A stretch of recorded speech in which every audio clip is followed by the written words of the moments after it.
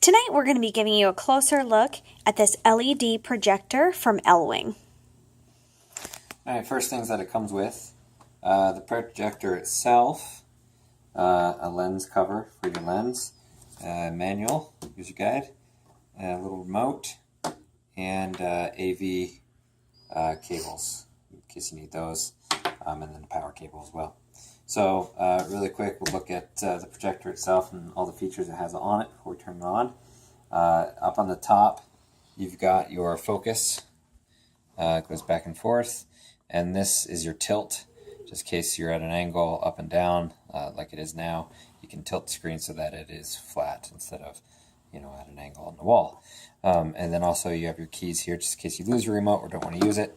You can function around the projector with just these keys, so you don't even need this. And then on the back here, or on the side here is your power, where you plug in your power. On the front is the lens. On the back is your IR for your remote. There is one on the front as well, which is nice, just in case this is sitting in front of you, you got it. Or if you're sitting in front of it, you can still get the signal of the remote. And then a VGA on the back as well. And then on the side, you got a headphone jack. This is where your AV goes, right in there. You got two USBs, but not only one is in, the other one is out, so like charging and stuff like that. An HDMI port, and then an SD card slot. So comes pretty standard with the rest of the projectors that are usually around there. Most of the standard stuff. Let's go ahead and turn them on. It takes a little bit to turn on. I guess it has to get warmed up. But what's really nice about it is not all of them have the IR receivers there on the front and back, which is kind of nice. I like that. Yeah. So on the remote, while that's powering up really quick, you got everything you need, just like a DVD remote. Your fast forward, your rewind, your skip. You got a menu, input, pause and play button, your power button, mute. So this does have a little speaker on it, a little 2-watt speaker, so we'll show you that in a sec. And you got your volume up and down controls, zoom, info, repeat, turn and pick. That's to turn the screen to, just in case it's upside down, you're mounting it on your ceiling, you can just turn it by that key right there. That's nice to have that key on the remote. And escape, which is nice, or escape, which is back pretty much. So this is it with lights on. So this is a 1500 lumen projector, which is probably on your higher end scale of a dark room projector. As you can see, lights are on right now. You can see the screen okay, but this isn't something that a projector that you would want to use in a bright room, one with a lot of windows or if there's a daylight. Lot of light. It's going to be hard to see. If you want something that works in bright lights and stuff like that, you want a higher lumen one. You're going to want to look for like 3000 lumen or above. So this guy he's a smaller projector. It comes in at 1500 lumens. Like I said, it's probably a higher end dark room projector. So definitely brighter than your 800 lumen. Right.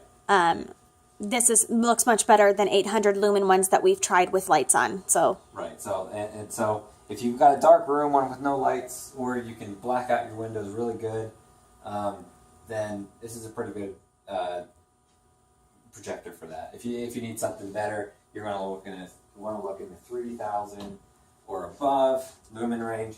And as you turn off the lights, it gets really bright. Yeah, very nice bright. So it's a lot better than the 800 lumen ones, as my wife was telling you. So let's quick look. This is your menu that you see when you first log in or turn it on. You got your movie, music, photo, text. So basically what this is, if you put it in a USB, which I have here, pop it in. He'll load up, but you won't see anything on the screen until you actually try to go to one of these things, and then you'll actually be able to browse what's in that folder structure. And each one of these, so movies will be looking for certain like AVI or WMI or whatever, it's going to be searching for the video codecs. music are going to be, it's only going to be looking for MP3s or MP4s or whatever your music are. So MP3s, stuff like that. Photos is only going to be looking for JPEGs. So right now this USB only has movies on it. So we can go to photos, and it shouldn't really see very many. Yeah, I don't see anything in the folders because it's looking for JPEGs. So text is only going to be looking for docs and stuff like that. So, you know, it's a nice way to filter out the things you're looking for if you've got a ton of files on an SD card or a USB. You need to find what you're looking for. You can just go into the photo, text, music, video, whatever you're looking for. Oh, really quick, options. You can change the picture. I have it on user. You can put it on a movie since I'll show you a movie really quick. Or you can change it yourself if you want. Color mode. You know, you got your cool, medium, warm, user. So you can change that if you want. Aspect ratio, just leave it on just scan. That way you'll get your 1080 or whatever resolution. This will do up to 1080p. Nice. Noise reduction is on low. Projection is the front. Ratio. You'll have all these things that you can do. You also have sound where you can do standard sound, balance, auto volume off, surround sound off. You can put clock on here if you want, and a sleep timer, which is also pretty nice. I always like to fall asleep to TV, so if this is in your room or anything like that, you can put a sleep timer on, and that way it won't be on all night. And then also language, restore factory default, and versioning and stuff like that. So that's your menu. So I'll show you really quick. I've got a USB in there with some movies on we'll watch. Really quick, if you go all the way over to the right, you'll have your source. So in case you put in HDMI or AVI, you can just choose it from there. But we don't have anything in those. So, oops. So we'll go back to the menu. We'll go to movies, and I'm just looking through my file structure here. So while you're getting that up, what about internal storage on this, or what are the best things to use to put movies on this? Anything. You can connect it to a computer, connect it to a DVD player. You can connect your gaming system to it if you want. It's just the inputs that you have here. So like I have a USB device on here with some movies on it, and it's as easy as that to start a movie. Just find it and start it. And also SD cards. SD cards can do a lot of different things. So as you can see, you can hear sound coming out of here. We'll turn up the volume. So this is a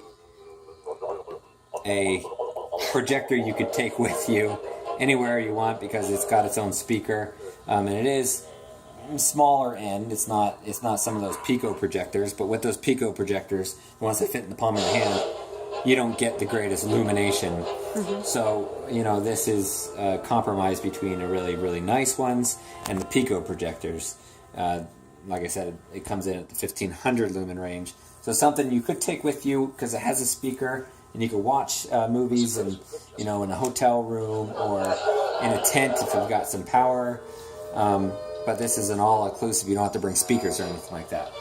So as you can see, you know, this is a 1080p movie. Shows it really well. There's not any blurring. Picture's pretty bright. Yeah. You got your 2-watt speaker, which it actually looks brighter in person than it's looking on my camera right now. And we could probably, since this is a darker, we could probably brighten this screen a little bit. Yeah. Yeah, the video, that's true. The video might not be showing it, but it is bright. Yeah, it looks much brighter when I'm looking at it in comparison with the video that's going on in my camera right now. And this is a pretty big picture I have it on right now, too, as you can see. I'm standing up next to it. I don't know if you can see me. Nope. But I'm standing in the picture. Stand in front of the guy. So, as you can see, it's a big one. I'd say this is probably near the biggest part of what this could really output before it starts to get a little bit blurry and color loss, brightness loss. So it can go pretty big. This is pretty much my wall. Yeah, much larger than our TV. So that's really it. I mean, it's an easy projector. It gets around pretty easy. You got a really easy remote. not that many buttons, but it's only the buttons you need. And you got all the buttons on the projector itself. Can you show us flipping the picture from the remote? Oh, let's see. There you go. So it just says push of a button. You mount this on the ceiling, you turn it on, and it hasn't flipped or whatever. You can flip it with the turn of a button, just like that. That's pretty cool. Typically, that option is only found in your menu. So this one has more things that you can do directly on the remote, which is nice. Yep. So easy to get around remote and projector. It's nice. It's like I said, it's got that speaker that not most have. It's bright, 1500 lumens, little top end of the dark room projectors. It's a good projector. Yeah, I love the menu on this one. I like how simple it is with the pictures and the words there.